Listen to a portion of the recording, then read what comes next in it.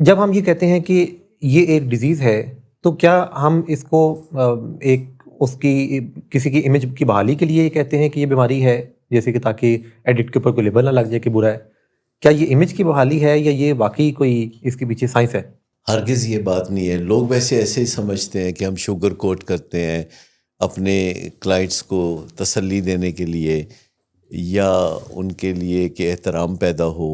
وہ اگرچہ ہماری خواہش ہے کہ احترام پیدا ہو، لیکن بیماری در حقیقت جو ہے یہ جسم میں شروع ہوتی ہے. جو بایولوجیکل پارٹ ہے جسے bio psycho social and spiritual کہا جاتا ہے، تو بایولوجیکل پارٹ اس کا جو ہے کہ بیماری جسم میں ہوتی ہے.